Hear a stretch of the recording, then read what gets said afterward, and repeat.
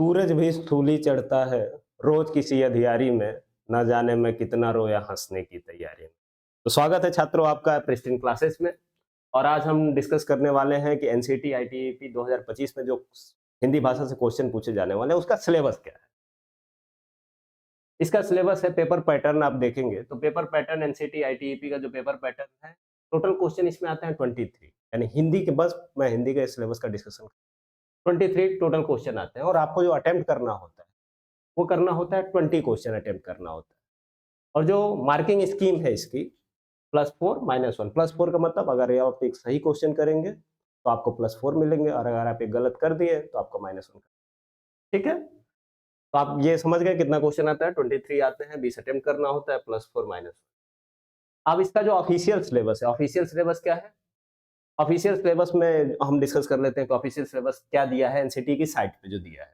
तो इसमें सबसे पहले रीडिंग कम्प्रिहेंशन पूछा जा सकता है। रीडिंग कम्प्रिहेंशन का मतलब अपठित गद्यांश। एक गद्यांश ऐसा होगा जो आपने पढ़ा लिखा पहले से नहीं होगा, उसी को हम कहते हैं अपठित गद्यांश। मतलब जो पहले से पढ़ा लिखा ना हो, वो आपके कहीं किताब-उताब में नहीं मिलेगा। वो क्या हो सकता है? वो फैक्चुअल भी हो सकता है, नैरेटिव भी हो सकता है, लिटरेरी भी हो सकता है। फैक्चुअल का मतलब क्या? कि हाँ, कोई फैक्ट वैक्ट उसमें ज़्यादा पूछ दिया गया हो, गांधी जी कब मरे थे, ये मरे थे, वो ऐसा ही होता है फैक्चुअल क्वेश्चन। नैरेटिव क्या होता है कि हाँ, कोई कहानी टाइप का बता दिया होगा, नरेशन आपने पढ़ा होगा इंग्लिश में, नैरेटिव कहानी टाइप का। लिटरेरी का मतलब साहित्यिक टाइप का, जैसे साहित्य आप हिंदी साहित्य में पढ़ते हैं। आगे चलते हैं, क्या दिया गया? वर्बल एबिलिटी, मौखिक क्षमता। वर्बल एबिलिटी में क्या आता है? आपके शब्द आते हैं कि आप बोलने की क्षमता, मतलब अब बोलने की क्षमता तो नहीं पूछेगा ना सिलेबस में। वर्बल एबिलिटी मतलब शब्दों, मतलब आपको तत्सम तद्भव पूछ लिया, देश विदेश शब्द पूछ लिए, ये है आपका वर्बल एबिलिटी। फिर rearranging the parts. Rearranging the parts आपने अगर इसके पहले भी कोई कॉम्पिटिटिव एग्जाम दिया होगा तो देखा होगा कि इंग्लिश में भी रीअरेंजिंग द पार्ट पूछता है, हिंदी में भी पूछता है। अगर आपने संस्कृत पढ़ा उसमें भी पूछता है। जैसे A B C D E F G H ऐसे करके ऑप्शन दे देता है और उसमें आपको एक सही सेंटेंस बनाना होता है जिसका एक सार्थक अर्थ निकले, उसको बोलते हैं रीअरेंजिंग द पार्ट। तो हिंदी में भी ऐसा पूछ सकता है, उसमें ऐसा लगा सकता है, क्रियाओं को इधर-इधर कर सकता है, संज्ञाओं को इधर कर सकता है, सर्वनाम का बदल सकता है। फिर आता है choosing the correct word. Choosing the correct word में क्या आ जाएगा आपका? मान लीजिए 2 शब्द दे दिया, अब जैसे एक शब्द आप हमेशा सुनते होंगे, कवियत्री, कवियत्री ऐसे करके कुछ लिख दिया, उसमें गलत लिखा है, तो आपको ये सेंटेंस चूज़ करना होगा कि हाँ, ये सही है। जैसे उज्ज्वल एक क्वेश्चन का कई बार पूछ लेता है कि उज्ज्वल सही कैसे लिखा जाता है? आप लिख के देखिए कि आपको उज्ज्वल सही लिखना आता है क्या? फिर है सिनोनिम्स एंड एंटोनिम्स, पर्यायवाची और विलोम शब्द। पर्यायवाची का मतलब सब लोग जानते हैं। पर्यायवाची का मतलब सब लोग जानते हैं। पर्याय पर्याय का मतलब क्या होता है? कि जो उसी का समान अर्थ मतलब है। जैसे सूर्य का पर्याय क्या है? दिनकर, दिवाकर, भास्कर। दिनकर मतलब दिन में जो चलता है। जैसे निशाचर किसको बोलते हैं? जो रात में चलता है, राक्षस है। ठीक है? विलोम शब्द क्या होता है? जो ठीक उसके उल्टा होते हैं, सबको जानता है विलोम शब्द क्या होते हैं। आदि का अंत, यही सब। अब इसमें आदि अंत तो नहीं पूछेगा, थोड़ा-सा और एक्स्ट्राऑर्डिनरी थोड़ा-सा और आपको पढ़ना पड़ेगा। वोकैब्युलरी, शब्दावली। शब्दावली में कभी हिंदी शब्दकोश से क्वेश्चन आ जाते हैं कि जैसे डिक्शनरी में आप इंग्लिश शब्दकोश देखते हैं, तो वैसे हिंदी भी शब्दकोश है। तो हिंदी शब्दकोश में उस क्रम क्या है, उसका शब्दों का क्रम क्या है? तो वोकैब्युलरी से ऐसे क्वेश्चन आ जाते हैं या उसके अर्थ आ जाएँगे, ये सब क्वेश्चन आ जाएँगे। तो ये आपका ऑफिशियल सिलेबस है। प्रिस्टीन क्लासेस ये आपका लेके आया है कोर्स बीएचयू बीए क्या करने के लिए, बीए बीएड के लिए आपकी ये फीस है 3500 बीएससी बीएड और बीकॉम बीएड। और डिस्काउंट इसका अभी 30% डिस्काउंट चल रहा है हमारी क्लासेस में और ऑफर है ओनली बस 50 स्टूडेंट के लिए। तो आप जितना जल्दी हो सके एनरोल ले लीजिए और हम लोग क्लास भी स्टार्ट कर दें क्योंकि एग्जाम भी आने वाला है और आप पेमेंट इसको किसी भी तरह से कर सकते हैं। और आपको कोई भी जानकारी चाहिए तो इस व्हाट्सएप नंबर पे फ़ोन कर लीजिएगा और आपको सारी क्लासेस और यहाँ पे बहुत अच्छे कंटेंट मिलेंगे, बहुत अच्छे टीचर हैं, बहुत अच्छे मेंटर हैं, आपको सारी फैसिलिटी दी जाएगी। तो आप ये कोर्स हमारा आ रहा है, ये एप्लीकेशन आप इंस्टॉल कर सकते हैं, प्रिस्टीन क्लासेस ऐप पर जा सकते हैं और वहाँ पे पेमेंट करके ये कोर्स ले सकते हैं। ठीक है, आगे हम लोग फिर से सिलेबस को देखते हैं। ये सिलेबस जो मैंने पीवाईक्यू के आधार पे बनाया है 2024 और 2023 में जो भी पीवाईक्यू, 2024 और 2023 इन दोनों के पीवाईक्यू का मैंने खुद एनालिसिस किया है और उसके बाद ये पीपीटी बनाया है, ये सिलेबस बनाया है आपके लिए। अपठित गद्यांश, क्योंकि वहाँ पे जो सिलेबस थे एकदम सेम के सेम नहीं लिखे रहे थे कि रस, छंद ऐसा कुछ तो लिखा नहीं था, कि ऐसा कुछ से क्वेश्चन आएगा। लेकिन यहाँ पे मैंने आपके लिए लिख दिया है जिससे बहुत सुविधा हो जाएगी आप लोगों को। अपठित गद्यांश से 5 क्वेश्चन इसमें भी आए थे, 5 क्वेश्चन इसमें भी आए थे। समास, समास से 2 क्वेश्चन आए थे, 2023 में 1 क्वेश्चन आए थे। समास क्या कहते हैं? 2 शब्दों के मेल को समास कहते हैं। तो समास से क्वेश्चन आता है, समास 4-5 प्रकार के होते हैं, वो सब आपको पढ़ना पड़ेगा। थोड़ा बहुत समास का परिचय आपको जानना होगा और यहाँ से 2 क्वेश्चन आए थे। तत्पुरुष समास, अविभाज्य समास, आप जानते हैं इतने समास होते हैं, ठीक है। यहाँ से एक 2023 में एक क्वेश्चन आए थे, 2024 में 2 ठो पूछ लिए सब। शब्द भेद में मतलब भाषा और व्याकरण से कुछ क्वेश्चन आ गए। शब्द भेद में तत्सम, तद्भव, देशज, विदेशज, ये सारे शब्द आते हैं और वहां से इस पे कितने क्वेश्चन पूछे थे? 3 क्वेश्चन पूछ लिए उस टॉपिक से। अब आपको ये टॉपिक बता दे रहा हूँ, यहाँ भी 3 क्वेश्चन, यानी दोनों में बराबर पूछे थे। 2024 में भी 3 क्वेश्चन और 2023 में भी 3 क्वेश्चन। फिर आता है रस, छंद, अलंकार। रस तो सब जानते हैं। रस, आपके जीवन में कितना रस है, आप कितना डिप्रेशन में है, कितना दुख में है। छंद क्या है? कितना ताल मृदंग बज रहा है आपके जीवन में। अभी तो पेपर चल रहा है तो सर पे कोई रस ही नहीं होगा, शांत रस में हो गए हैं सब लोग। ठीक है, तो रस, छंद, अलंकार से कितने क्वेश्चन आए थे इसमें? 2024 में 2 पूछा था। 2023 में कोई रस, छंद, अलंकार से क्वेश्चन नहीं पूछा था। आगे चलते हैं। अनेक शब्दों के लिए एक शब्द। अनेक शब्दों के लिए एक शब्द से क्वेश्चन कितने थे इसमें? 2024 से 2 शब्द। अनेक शब्दों के लिए एक शब्द क्या होता है? जैसे मान लीजिए आपका कोई दोस्त है, एक नंबर का हरामी दोस्त है। आप कितना उसके लिए काम करते हो, कुछ नहीं मानता है, तो उसको क्या बोलेंगे? कृतघ्न। यानी अब एक नंबर का हरामी दोस्त है, इतना जब बोलने की जरूरत नहीं पड़ी। उपकार न मानने वाला, उसको क्या बोलते हैं? कृतघ्न। उसके लिए अनेक शब्दों के लिए एक शब्द से ऐसा ही पूछते। तो ये इसमें 2 क्वेश्चन आए थे, इसमें एक भी नहीं आया था। उपसर्ग प्रत्यय, ये सब भी आप जानते हैं। उपसर्ग क्या होता है? जो शब्द के पहले लगता है। प्रत्यय क्या होता है? जो शब्द के बाद में लगता है, तो उसको उपसर्ग प्रत्यय। यहाँ से एक क्वेश्चन आए थे, यहाँ भी एक क्वेश्चन आया था। 2024 में भी एक क्वेश्चन और 2023 में भी एक क्वेश्चन। संधि। अब जैसे संधि क्या होती है? 2 वर्डों के मेल को संधि कहते हैं। 2 वर्ड मिले, जैसे महाधन, ईश। जो महान है ईश, हम काशी की नगरी में हैं, हम इस समय बनारस में हैं। हम खुद बीएचयू से पढ़े हुए हैं। आपको मैं परिचय नहीं दे पाया, लेकिन मैं अपना परिचय दे देता हूँ, अभी दे देता हूँ। मेरा नाम गौरव तिवारी है और मेरा बीएचयू से ही बीएड हुआ है, बीएचयू से ही यूजी हुआ है, पीजी हुआ है और मैं नेट भी क्वालिफाइड हूँ। तो आप अगर इस क्लासेस को ज्वाइन करते हैं तो आप हम लोग से पढ़ने का मौका मिलेगा, हम लोग इंटरेक्ट करेंगे और अच्छे से आपका हिंदी में 23 में 23, लेकिन बीसी अटेम्प्ट करना है तो 23 में बीसी सही करेंगे, ठीक है? आगे चलते हैं। संधि। संधि से यहाँ पे 2 क्वेश्चन आए थे और यहाँ पे कितने क्वेश्चन आए थे? 1 क्वेश्चन। संधि क्या होती है? 2 वर्डों के मेल को संधि कहते थे, अभी बताया था। महाधन, ईश, महेश हो गया, ये 2 वर्ड हो गए। ह का आ मिला और ई मिला, अ और आ, अ मिलके, अ और ई मिलके क्या हो गए? ए हो गए। तो 2 वर्डों के मेल को संधि कहते हैं और 2 शब्दों के मेल को क्या कहते हैं? समास कहते हैं, जो ये वाला है। वर्डों के मेल को संधि और शब्दों के मेल को समास। ठीक, आगे चले। फिर आया था मुहावरे और लोकोक्तियां। मुहावरा आप लोग जानते ही हैं, लोकोक्तियां भी जानते हैं। लोकोक्तियां मतलब लोक में जो प्रचलित हो। लोक का मतलब क्या होता है? जो अगल बगल प्रचलित हो। जैसे नाच ना आवे आंगन टेढ़ा, ठीक, नाच ना आवे आंगन टेढ़ा, वो जिसकी लाठी उसकी भैंस, ये मुहावरा है। और नाच ना आवे आंगन टेढ़ा, ये क्या है? मुहावरा और लोकोक्तियों में अंतर होता है। मुहावरा क्या होता है? जो थोड़ा बहुत ज्ञानी लोग होते हैं वो मुहावरा बोलते हैं, और जो लोक में प्रचलित होता है उसको लोकोक्तियां बोलते हैं। जैसे गांव के लोग भी अर्ध में लोकोक्तियां बोलते हैं, उसको लोकोक्तियां।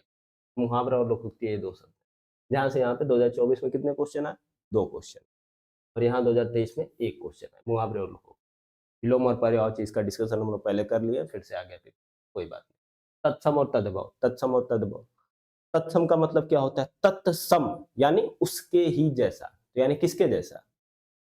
किसके जैसा। और तद्भव मतलब उससे उत्पन्न हुआ। तत्भव, उससे उत्पन्न हुआ। तो किसके जैसा और किससे उत्पन्न हुआ? संस्कृत से। तो हिंदी के जो भी शब्द तत्सम, यानी संस्कृत के जो भी शब्द हिंदी भाषा में वैसे के वैसे ले गए, उनको कहते हैं तत्सम। और तद्भव, और जो उससे उत्पन्न होकर दूसरा बन गया, उसको क्या कहते हैं? तद्भव। तत्सम तद्भव आप सब लोग जानते हैं, तो उसका डिस्कशन हम लोग आगे करेंगे। आज अभी सिलेबस का डिस्कशन कर लेते हैं। तो यहाँ से एक क्वेश्चन आया था और यहाँ से 2023 में एक भी क्वेश्चन। फिर वर्तनी। वर्तनी का मतलब होता है कि कौन सा चीज अशुद्ध लिखी है, कौन सा चीज अशुद्ध नहीं लिखी है, शुद्ध लिखी है या अशुद्ध लिखी है, उसके बारे में जैसे क्वेश्चन दे देता है ना, किसमें से कौन सा शब्द शुद्ध लिखा है, उसी को कहते हैं वर्तनी। यहाँ से एक क्वेश्चन आया था 2024 में और 2023 में भी एक क्वेश्चन। फिर हिंदी भाषा का विकास। हिंदी भाषा का विकास में क्या होता है कि हिंदी भाषा राजभाषा कब बनी? अनुच्छेद 343 एक ही तरह हिंदी भाषा राज। हिंदी दिवस कब मनाया जाता है? तो अभी हिंदी दिवस बीता है 14 सितंबर को। तो हिंदी भाषा के और भी युग कितने हैं, उनके रचनाकार कितने हैं, जैसे भक्ति युग हो गया, आदि युग हो गया। थोड़ा बहुत इसका परिचय, बहुत ज्यादा नहीं, थोड़ा बहुत ज्यादा परिचय। तो वही क्वेश्चन 2023 में इससे 6 क्वेश्चन पूछा था। तो इसको, ये टॉपिक ऐसे मत छोड़िएगा, क्या पता 2024 में ना पूछा, 2025 में पूछ दे, यही क्वेश्चन उठा के सर।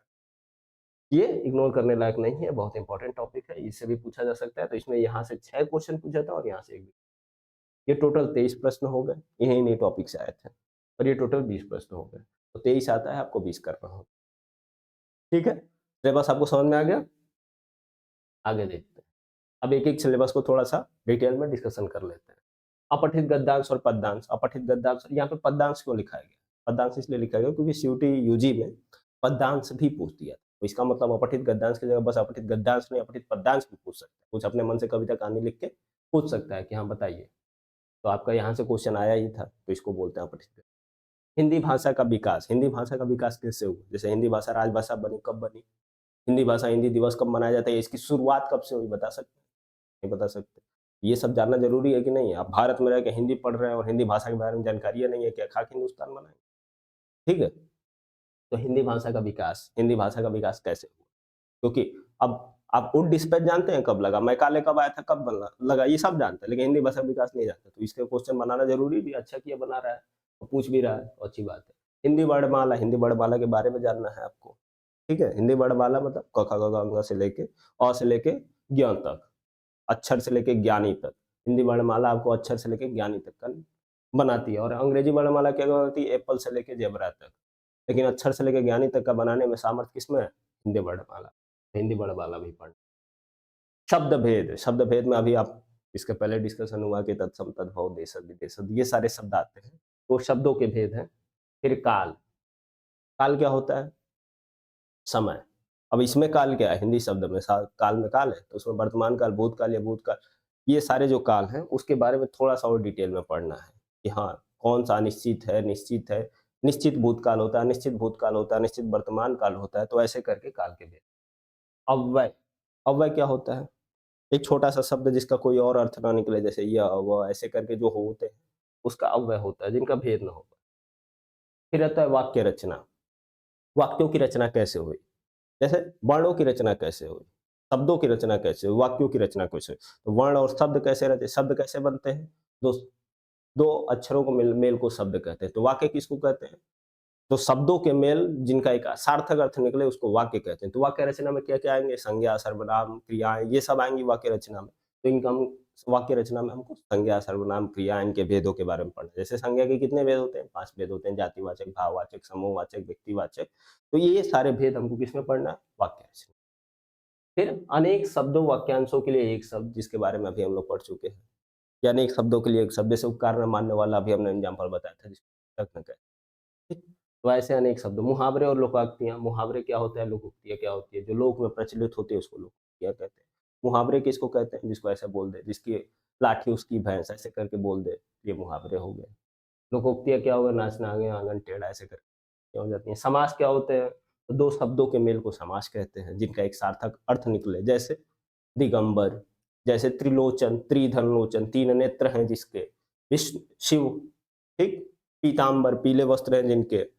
ये तो ये समास हो गया। कौन-सा समास हो गया? बहुब्रीहि समास हो गया। ये समास है।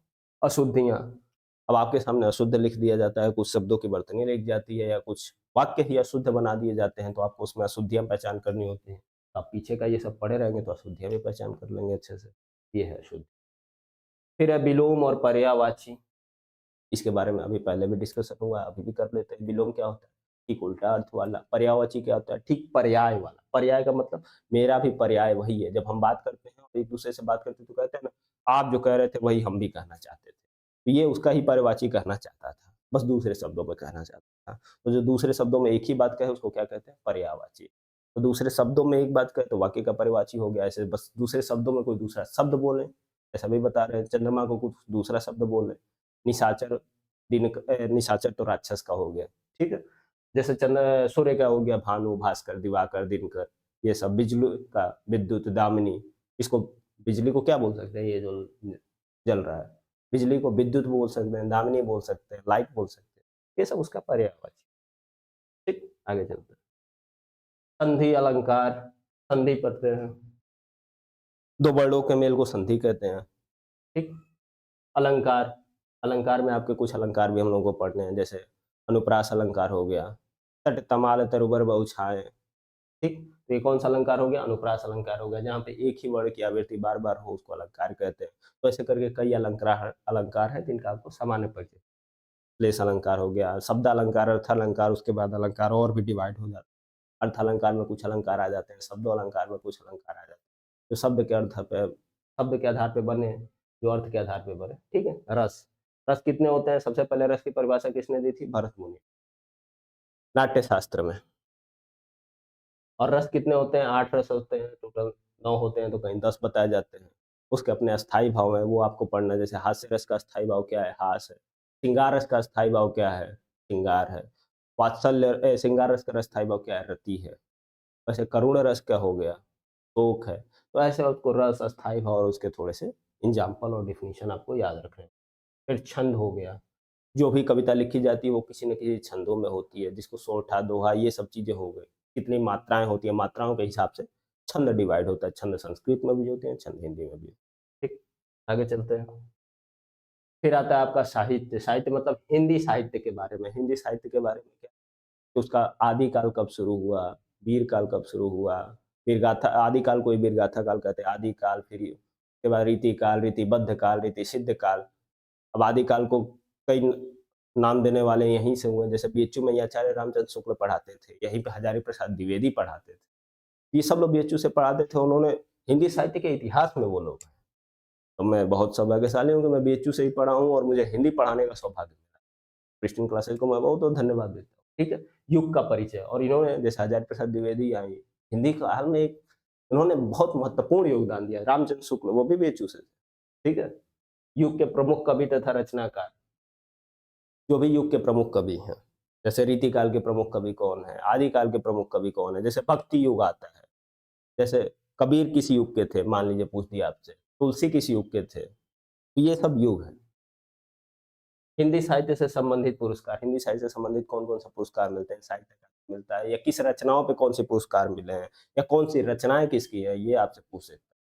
तो मान लीजिए हिंदी साहित्य का पहला उपन्यास कौन है? पूछ दिया आपसे, कौन-सा उपन्यास है? इसको खोज के लाइएगा इसको। परीक्षा गुरु है पहला उपन्यास, अब इसका राइटर खोज के, और राइटर इसको कमेंट करिएगा कि परीक्षा गुरु का राइटर कौन है? इसको कमेंट बॉक्स में आप कमेंट करेंगे। फिर से आते हैं, सिलेबस आपका खत्म हो गया है, और आप लोगों को जिनको भी इस कोर्स में एनरोल्ड होना है, हमारे प्रेस्टीज क्लासेस का ऐप डाउनलोड कर सकते हैं।